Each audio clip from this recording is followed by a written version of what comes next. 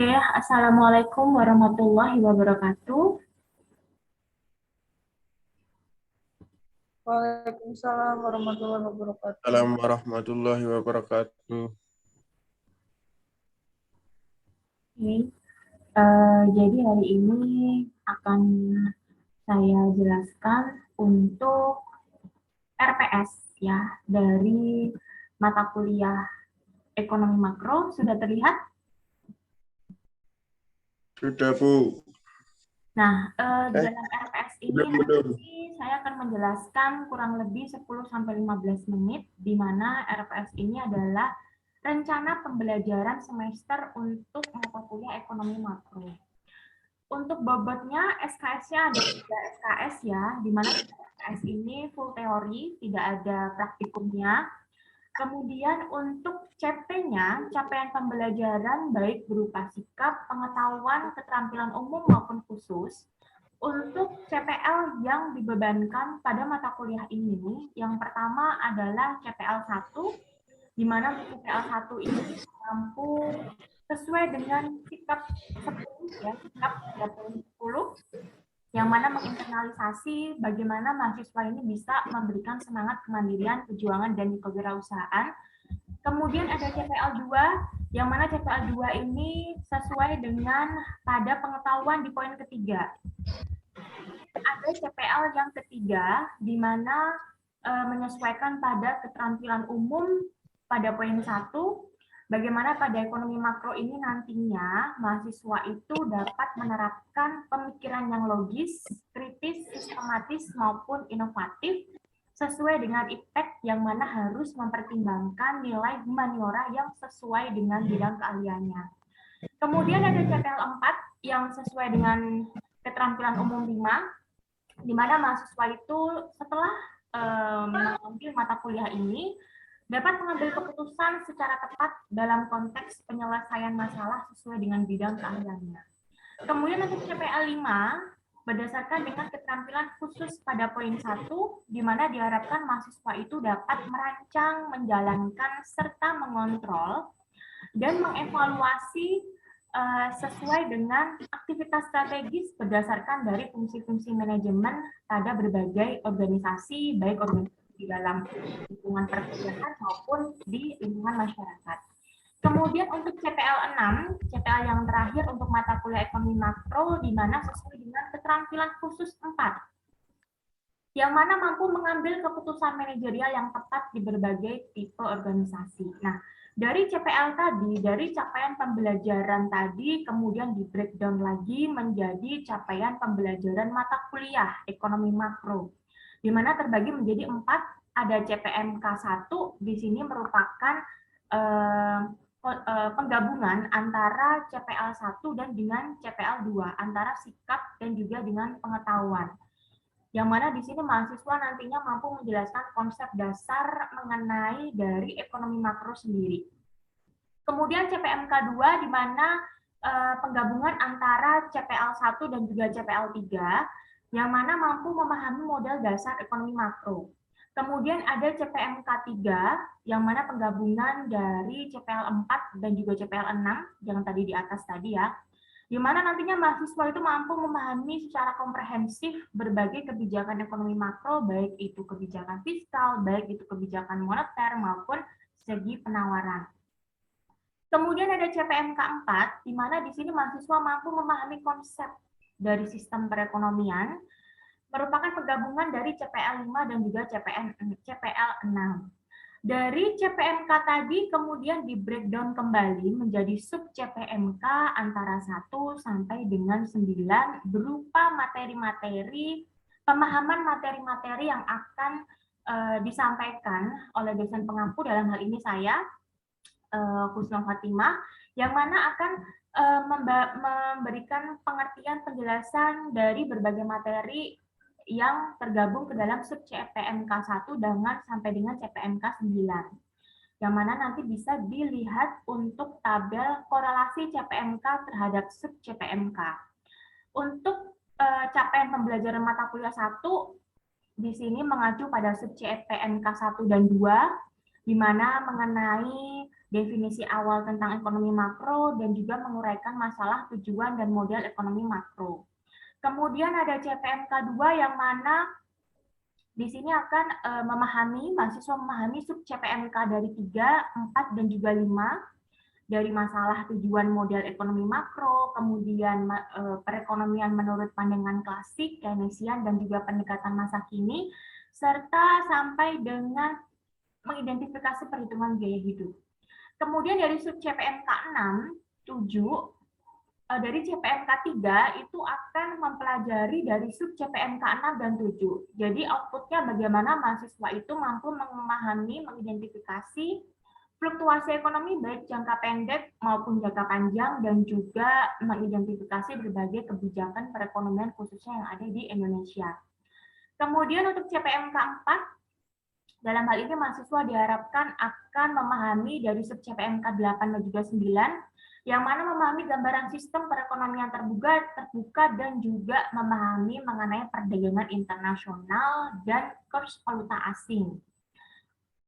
Untuk deskripsi singkat mata kuliah ini, yang mana mata kuliah ekonomi makro itu membahas mengenai topik ruang lingkup dan juga definisi ekonomi makro, dari sistemnya, dari perencanaannya, dari masalahnya, kemudian tujuannya, model atau gambarannya, kemudian bagaimana pandangan ekonomi makro dari klasik, Keynesian, golongan monetaris, sampai dengan golongan klasik baru.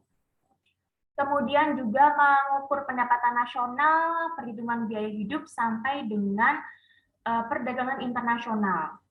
Nah, di sini ada materi pembelajaran, dan untuk pustakanya, di sini saya menggunakan untuk utama ada buku dari Budiono, kemudian ada buku dari Gregory Mankiw yang merupakan buku utama yang saya gunakan, di mana buku Mankiw, Samuelson, itu buku ekonomi makro asing yang paling mudah dimengerti, dipahami ya. Sehingga dalam hal ini saya harap mahasiswa selain dapat memperoleh materi yang diajarkan, yang disampaikan, mereka juga bisa membaca buku untuk tambahan informasi, di mana buku-buku ini yang mudah dipahami oleh yang misalnya baru mengenal ekonomi makro, itu mudah memahami pernyataan, pengertian, penjelasan dari Mankiw maupun Samuelson. Kemudian ada buku dari Sadono Sukirno. Kemudian untuk pendukungnya saya menggunakan Gilarso dan juga Tulis Tambunan untuk mendukung yang mana dapat menjelaskan apa yang misalnya belum disampaikan di pendukung utama, di pustaka utama tadi. Kemudian untuk penilaiannya ada 5 tipe ya.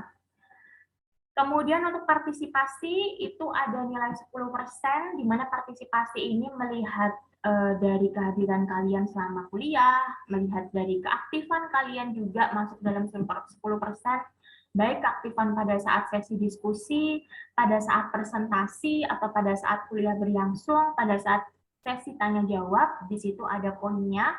Kemudian nilai dari tugas, baik itu tugas mandiri, baik itu tugas kelompok, baik itu berupa presentasi, studi kasus, itu masuk nilainya 15%. Kemudian dari nilai UTS nanti 30%, dan juga nilai UAS itu 35%.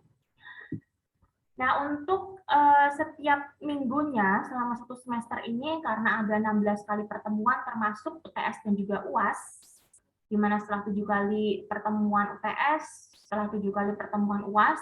Nah, untuk minggu pertama, di sini akan menyampaikan kontrak perkuliahan ya, yang sudah setiap pertemuan pertama pasti saya akan menyampaikan kontrak perkuliahan, baik itu mengenai tingkat kehadiran, kemudian baik dari ketepatan waktu untuk join ya, kalau misalnya sekarang kuliahnya masih daring, jadi ada maksimal waktu untuk join Zoom dan harus mengaktifkan kameranya.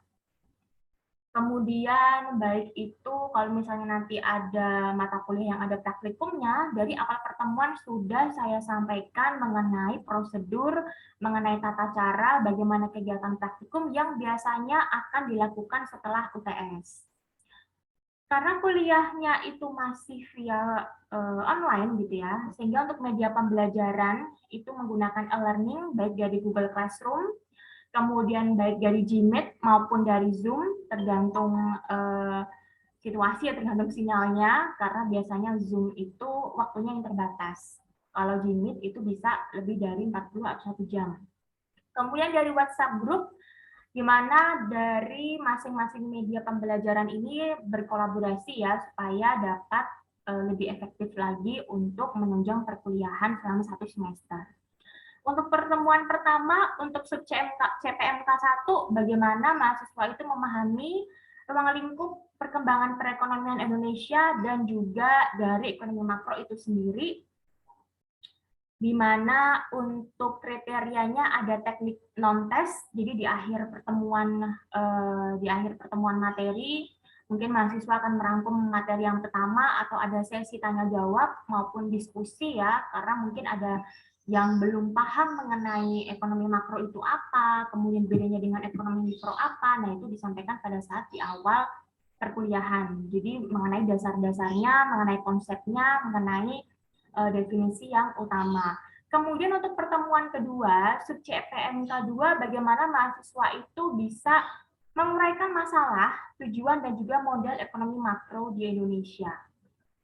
Yang mana untuk teknik tesnya itu mungkin biasanya ada kuis 1, jadi setiap 1 semester itu bisa 2-3 kali kuis, dan untuk kuis ini tidak ditentukan waktunya.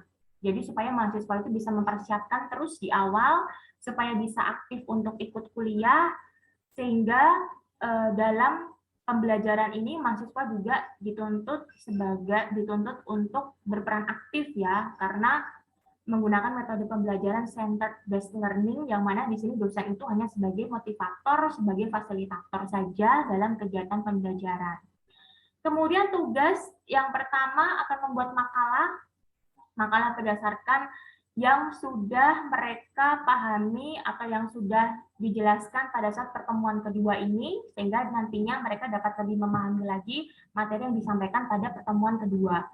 Kemudian untuk pertemuan ketiga dan keempat, sub CPMK 3, bagaimana mahasiswa itu bisa memahami ekonomi menurut pandangan ekonomi klasik, Keynesian, dan juga pendekatan masa kini, baik dari golongan monetaris, baik dari golongan klasik baru, dari segi penawaran, dan juga dari Keynesian baru. Jadi untuk 2 pertemuan ini, nanti mahasiswa akan untuk pertemuan pertama yang ketiga menjelaskan dulu mengenai klasik dan juga Keynesian. Selanjutnya untuk pertemuan selanjutnya baru mahasiswa mempresentasikan mengenai pandangan ekonomi selanjutnya menurut pendekatan masa kini yang tadi berkaitan dengan golongan monetaris, kemudian dari segi penawaran, ada klasik baru dan juga Keynesian baru, dan di situ nanti ada diskusi kelompok. Jadi tidak hanya presentasi saja, tapi ada diskusi antar kelompok, antar mahasiswa, supaya bisa terjalin komunikasi 2 arah, supaya dapat aktif masing-masing mahasiswanya. Untuk metodenya masih sama seperti dari pertemuan pertama sampai dengan terakhir, baik dari Google Classroom, dari Gmeet maupun WhatsApp Group, atau mungkin mahasiswa kalau nanti ada tugas mengenai video atau vlog, mereka mengharuskan untuk menguploadnya ke YouTube, sehingga nanti bisa disaksikan, dilihat oleh mahasiswa yang lain, dan akan muncul sesi diskusi setelah itu. Kemudian untuk pertemuan kelima ada sub CPMK 4, yang mana di sini mahasiswa mampu memahami pengukuran pendapatan nasional, di mana setelah di akhir kuliah ada kuis, yang mana kuisnya itu mengukur pendapatan nasional berdasarkan soal yang sudah disampaikan di PPT, yang nantinya tugas tersebut harus dikerjakan pada saat itu juga, selama kurang lebih 30 menit, dan langsung diupload di Google Classroom. Kemudian untuk pertemuan ke-6 dan ke-7, bagaimana mahasiswa itu memahami dan mengidentifikasi perhitungan biaya hidup, di mana untuk perhitungan biaya hidup ini mencakup dari indeks harga konsumen dan juga perhitungan biaya hidup itu sendiri, ada tugasnya, baik itu tugas individu maupun tugas kelompok berdasarkan studi kasus sesuai dengan apa yang sudah disampaikan pada pertemuan hari itu. Kemudian untuk pertemuan selanjutnya UTS, setelah UTS lanjut ke pertemuan 8 dan juga pertemuan 9 yang mana sub CPMK 6 itu mampu memahami dan mengidentifikasi fluktuasi ekonomi. Untuk pertemuan 8 membahas untuk fluktuasi ekonomi jangka pendek dan pertemuan ke-9 membahas untuk fluktuasi ekonomi jangka panjang. Kemudian selanjutnya di pertemuan 10 dan 11 mahasiswa itu mampu memahami dan mengidentifikasi berbagai kebijakan dalam ekonomi makro, baik untuk yang kebijakan fiskal, kebijakan moneter. Di sini mahasiswa juga dituntut untuk berdiskusi, mencari studi kasus berkaitan dengan kebijakan masa kini yang terjadi karena sekarang sedang terjadi pandemi. Biasanya kebijakan pemerintah itu baik dari fiskal maupun moneter itu diberlakukan. Nah, dalam hal ini mahasiswa harus mengidentifikasi apa saja kebijakan fiskal dan juga moneter yang dilakukan oleh pemerintah untuk menangani masalah pandemi ini.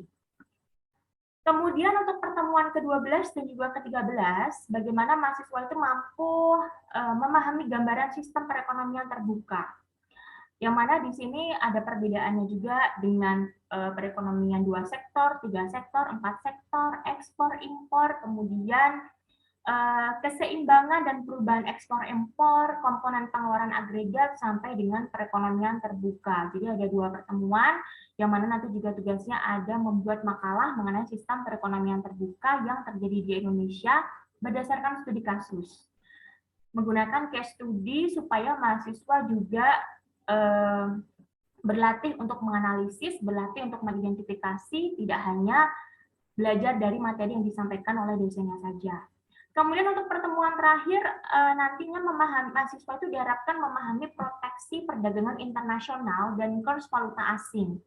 Yang mana di sini akan membahas tentang berbagai kebijakan mengenai proteksi perdagangan internasional, baik itu dari subsidi, baik itu dari kebijakan impor, kuota berkaitan dengan ekspor dan impor, dan kaitannya terhadap kurs valuta asing, terutama mengenai pertukaran rupiah. Bagaimana bisa menguat, bagaimana bisa melemah, akan dipelajari pada pertemuan di akhir. Dan di akhir kuliah akan ada sesi diskusi, yang mana di situ mahasiswa bisa saling memberikan pertanyaan mengenai apa yang sudah dipelajari selama setelah UTS sampai dengan sebelum UAS, sebagai bahan masukan mereka untuk nantinya menjadi pembelajaran pada saat UAS berlangsung. Demikian tadi untuk penjelasan RPS-nya mengenai mata kuliah ekonomi makro. Kemudian kita lanjutkan untuk materi ya. Materi dari perhitungan biaya hidup. Di mana hari ini kita akan masuk ke pertemuan selanjutnya, di mana pertemuan ini kita akan membahas untuk perhitungan biaya hidup ya, karena kemarin kalian sudah UTS, kita lanjutkan untuk memahami materi selanjutnya untuk perhitungan biaya hidup ya. Sudah siap?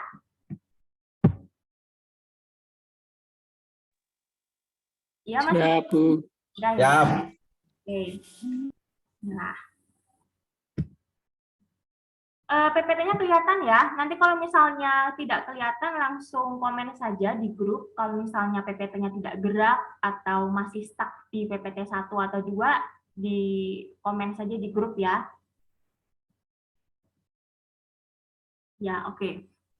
Latar belakangnya perhitungan biaya hidup ya, kemarin kita sudah bahas mengenai penggunaan PDB, penggunaan pendapatan nasional, penggunaan GDP dalam mengukur jumlah barang jasa yang diproduksi dalam perekonomian suatu negara. Nah, pertemuan kali ini kita akan mengidentifikasi, kita akan mendeskripsikan bagaimana sih kira-kira para pakar ekonom gitu ya, untuk mengukur keseluruhan biaya hidup. Nah, untuk membandingkan upah yang diterima saat ini dengan tahun-tahun yang kemarin, itu harus menjadikan angka-angka ini itu menjadi hitungan atau daya beli yang sama dengan menggunakan IHK. Jadi kalau kalian sering mendengar di berita gitu ya, IHK Indonesia pada tahun 2019 sekian, atau laju IHK pada di Indonesia selama 3 tahun terakhir sekian. Nah, IHK yang sering digunakan oleh para ekonom selain GDP, selain pendapatan nasional untuk mengukur tingkat perekonomian suatu negara. Jadi ketika IHK itu naik ya, ketika IHK itu naik, keluarga biasa itu bisa menghabiskan pengeluaran yang lebih banyak untuk menjaga standar hidup yang sama. Jadi IHK itu juga berkaitan dengan inflasi di suatu negara, di mana memang inflasi sudah kita lihat atau sudah kita pahami di awal ya, di mana inflasi itu merupakan salah satu permasalahan dalam ekonomi makro. Sehingga adanya IHK ini menjadi dasar dalam mengatasi masalah ekonomi makro yang nantinya akan diselesaikan menggunakan kebijakan perekonomian sesuai dengan teori perhitungan biaya hidup. Jadi IHK juga menjadi indikator, menjadi salah satu, oh kalau IHK Indonesia mengalami penurunan, berarti dalam hal ini daya beli masyarakat di Indonesia tahun 2021 itu mengalami penurunan. Karena apa? Bisa karena pandemi, bisa karena pengangguran yang semakin meningkat, bisa karena terjadi inflasi, yang mana permasalahan-permasalahan tersebut nantinya akan diselesaikan dengan kebijakan perekonomian yang akan kita pelajari di pertemuan selanjutnya mengenai fiskal, mengenai moneter, mengenai segi penawaran. Kemudian apa itu IHK? Ya, ada yang pernah dengar nggak IHK waktu berita? Waktu misalnya kalian nonton TV One atau Metro TV gitu ya, sering kan kalau misalnya sekilas kalian baca IHK, Indeks Harga Konsumen. Ada yang pernah dengar? Terutama yang memperdalam ilmu nih. Coba Mas Aldi, Mas Ijun. Pernah dengar sih Bu, tapi kurang Iya, tahu Bu. Bu. Pernah dengar? Biasanya di TV One Bu. Ya, kalau misalkan lagi nonton TV gitu, Bu, kalau berita-berita tentang ekonomi pasti muncul tentang IHK kayak gitu, Bu. IHK sekilas apa Mas Aldi? Ini aja, apa namanya, gambaran kecilnya. Kalau menurut saya, kalau terkait IHK itu kan singkatan dari indeks harga konsumen ya Bu. Jadi kalau misalkan dilihat dari pengertian nama itu, mungkin bisa dibilang terkait dengan rata-rata harga di konsumen di pasaran kayak gitu Bu. Kalau Ya. menurut saya. Oke. Indeks harga konsumen di mana atau bisa dibilang Consumer Price Index ya, CPI gitu. Kalau misalnya kalian lihat di berita ada CPI, IHK itu sama saja. Di mana suatu ukuran keseluruhan biaya pembelian berbagai barang dan jasa oleh rata-rata konsumen. Yang mana di sini biasanya dihitung oleh ahli statistik dari BPS secara berkala ya, yang nantinya akan dilaporkan kepada Menteri Keuangan, yang mana nantinya sebagai bahan dalam penentuan kebijakan. Atau IHK disebut juga sebagai indeks harga dari barang jasa yang digunakan para konsumen. Jadi selain IHK ada juga indeks harga produsen ya. Kalau indeks harga produsen itu untuk mengukur harga biaya jasa yang dibeli oleh perusahaan dan bukan oleh konsumen. Namanya saja sudah IHP ya, indeks harga produsen, berarti di sini yang dibeli oleh produsen. Kalau IHK ini yang dibeli oleh para konsumen. Ya, di mana nantinya dari IHK ini akan diketahui lajunya berapa. Nah, IHK ini digunakan untuk mengamati perubahan dalam biaya hidup sepanjang waktu. Jadi kalau yang tadinya IHK kita mengalami kenaikan ya, yang tadinya tahun 2000 itu mungkin sebesar 1 juta, kemudian tahun ini naik menjadi 1.500.000, berarti di sini secara singkat gitu ya bisa disimpulkan kalau IHK Indonesia ini mengalami perubahan, biaya hidupnya semakin meningkat. Yang tadinya kita hidup rata-rata 1 juta tapi meningkat menjadi 1.500.000. Kaya-kaya ya Indonesia ya. Tapi pada kenyataannya IHK ini seringkali berubah tergantung kepada faktor-faktor yang berperan di dalamnya. Kayak misalnya tahun dari yang sejak pandemi itu ya, tahun 2019 ya, 2020 awal, 2021 sampai sekarang, itu daya beli masyarakat mengalami penurunan. Penurunan pun itu tidak signifikan karena beralih gitu ya, beralih yang tadinya kita mungkin suka jajan, akhirnya kita beralih untuk membeli obat-obatan, untuk membeli masker, hand sanitizer, sehingga dalam hal ini IHK-nya juga tidak terlalu berubah signifikan karena terjadi perubahan pembelian yang tadinya kita membeli untuk kebutuhan yang sifatnya bukan primer, kemudian beralih ke kebutuhan primer, karena sekarang itu kan seperti obat-obatan vitamin itu termasuk dalam kebutuhan primer ya, sebagai penguat tubuh. IHK naik, berarti keluarga biasa harus menghabiskan pengeluaran yang banyak untuk menjaga standar hidup yang sama. Tujuan IHK itu apa? Tujuan indeks harga konsumen itu intinya adalah untuk mengukur perubahan tingkat harga keseluruhan pada perubahan biaya hidup. Jadi kalau kalian sering melihat di TV One, di berita, tujuannya yaitu untuk mengukur perubahan tingkat harga keseluruhan pada perubahan biaya hidup di Indonesia.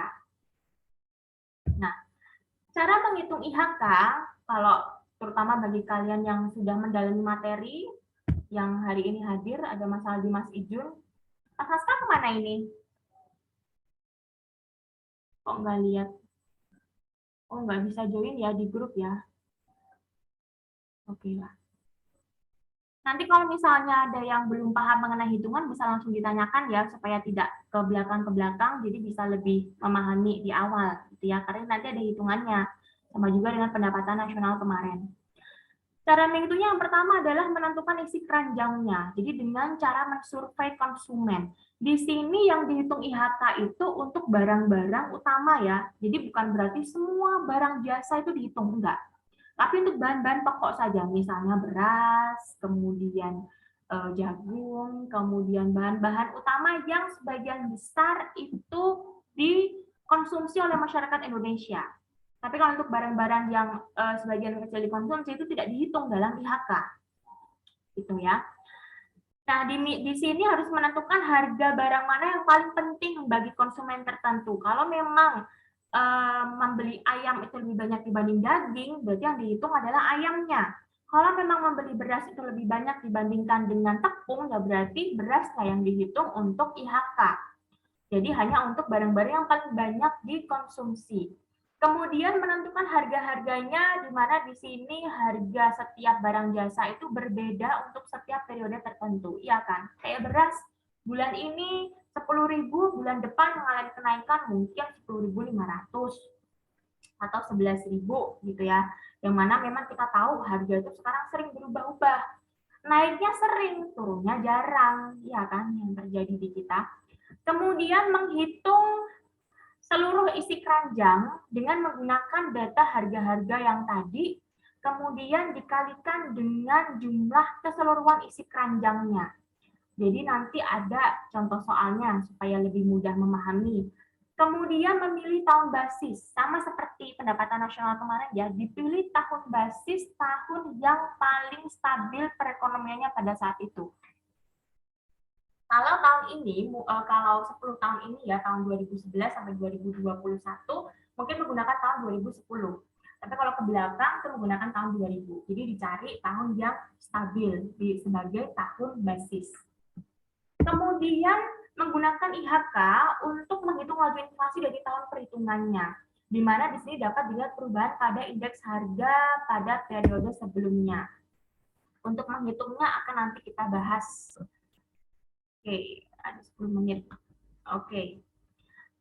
Inflasi kalian sudah paham mengenai inflasi ya, di mana inflasi ini penting kaitannya terhadap IHK karena kemarin kita sudah membahas mengenai inflasi.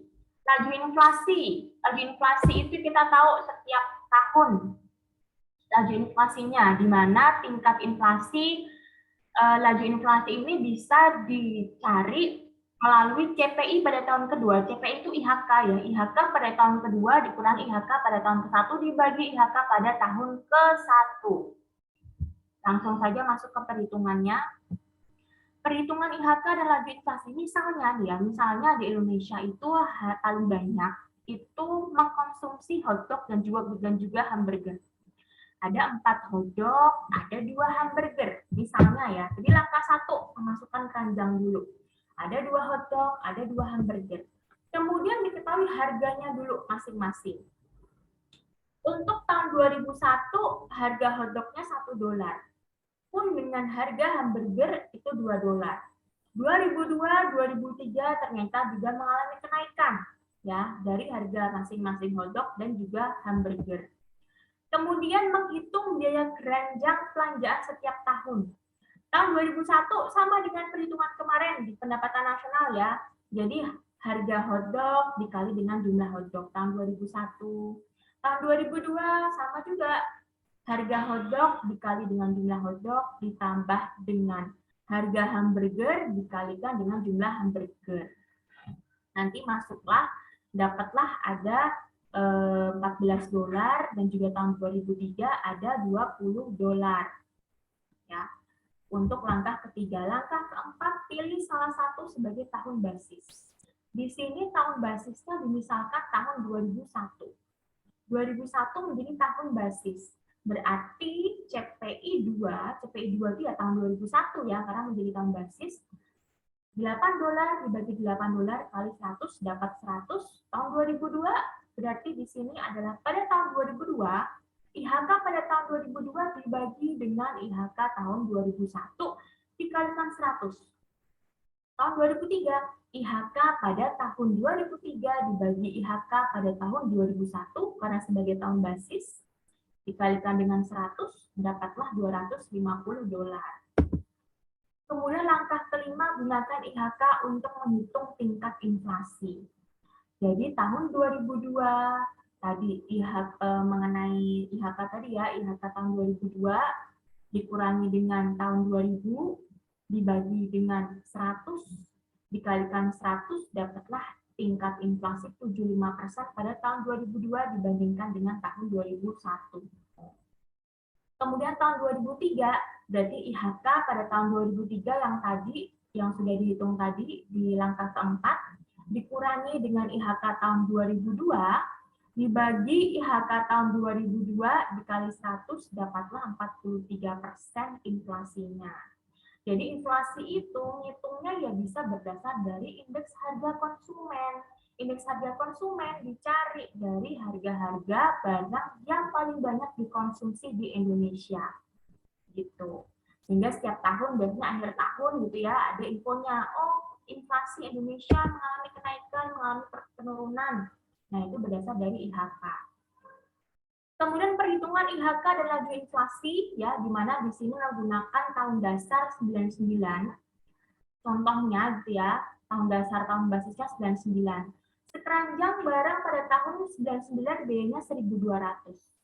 Sekeranjang barang yang sama pada tahun 2000 biayanya 1.236 ya. Sehingga untuk menghitung IHK, berarti harga pada tahun 2000 dibagi dengan pada tahun 99 dikalikan dengan 100. Di sini asumsinya sama jumlahnya. Yang diketahui langsung sekeranjang barangnya, ya. Dia tidak diketahui jumlahnya. Tapi dia langsung diketahui sekeranjang barangnya langsung kepada langkah keempat. Tadi kan langkah 1 dulu diketahui jumlahnya, harganya. Ini sudah ditotal, jadi sudah masuk ke langkah keempat. Nah, setelah itu dapatlah ternyata IHK pada tahun 2000 sebesar 103. Laju inflasinya berapa? Laju inflasinya berarti IHK pada tahun 2000 dikurangi IHK pada tahun 99 dibagi dengan 100. 100 ini adalah pada tahun 99 ya, dikali dengan 100 sama dengan 3%. Berarti bisa dilihat terjadi kenaikan harga, terjadi inflasi sebesar 3% dari tahun 99 sampai dengan tahun 2000. Itu perhitungan singkatnya. Jadi harga meningkat 3% antara 99 dari 2002 sampai dengan tahun 2000. 3% ini mencakup keseluruhan ya, keseluruhan barang-barang yang ada di negara tersebut, di Indonesia misalnya, di mana harganya itu mengalami kenaikan. Pada tahun sampai dengan tahun 2000. Kemudian sebelumnya ada yang kita tanyakan dulu? Mas Ijun tanya atau Mas Gesang? Sebelum masuk, Untuk belum ada Bu mungkin. belum ada. Yang lain, Iya. ayo.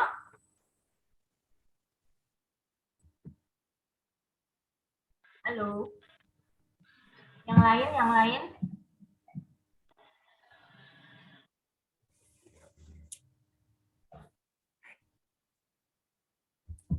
Saya Bu mau tanya Bu, Oh Iya, iya, Mas Adi. dulu. terkait tadi yang apa ya, hitung-hitungan IHK atau sebelumnya itu kan berarti bedanya di itunya aja ya Bu. Kayak misalkan kalau kemarin kan yang hitung-hitungan PDB eh, yang dihitung kalau misalkan PDB real itu kan di tahun sebelumnya ya Bu. Kalau misalkan 2001 berarti kan 2001 semua. Nah, kalau misalkan yang tadi dijelaskan berarti itu eh, yang dimasukkan tahun tahun apa ya? Tahun kedepannya gitu, Bu. Oh iya, ya kalau misalnya pendapatan nasional itu kan menggunakan tahun basis. Nah untuk ini tahun basis hanya dihitung pada IHK. Kalau IHK kita tetap menggunakan tahun basis deh. Tapi kalau sudah menghitung laju inflasi itu bukan tahun basis tapi tahun sebelumnya. Ya. Jadi untuk IHK itu tetap menggunakan tahun basis. Misalnya tadi tahun 2001 ya, dia tetap menggunakan tahun basis sebagai tahun dasar pembagian. Tapi kalau kita sudah menghitung inflasi gitu ya, kalau kita sudah menghitung inflasi yang kita gunakan adalah pada tahun sebelumnya. IHK pada tahun sebelumnya. Paham nggak? IHK menggunakan tahun dasar. Kan dihitung dulu IHK-nya. Setelah IHK dihitung, baru kemudian menghitung laju inflasi. Nah, untuk menghitung laju inflasi itu baru menggunakan IHK sebelumnya. Jadi bukan IHK pada tahun basis. Jadi kayak misalnya nih 2003 itu yang menggunakan IHK pada tahun 2002. Kemudian inflasi tahun 2002 menggunakan IHK pada tahun 2001 gitu ya. Oke. Kemudian Ya, Bu. masuk ke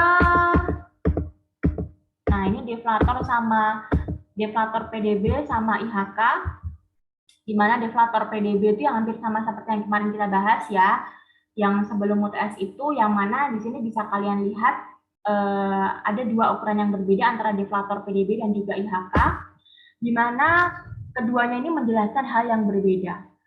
Untuk pertengahan tahun 1970-an, deflator PDB ataupun IHK itu menunjukkan laju inflasi yang tinggi.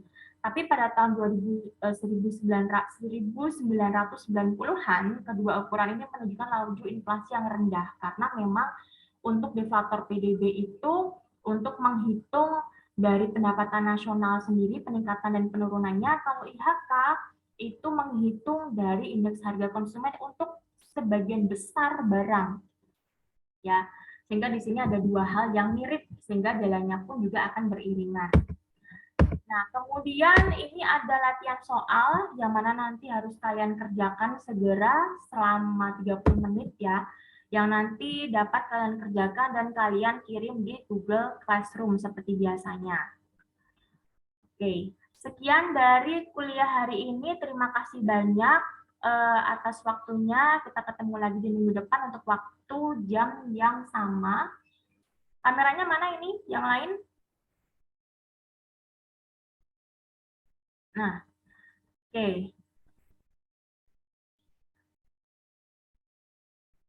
Nanti kalau ada yang ingin ditanyakan, bisa ditanyakan di grup ya.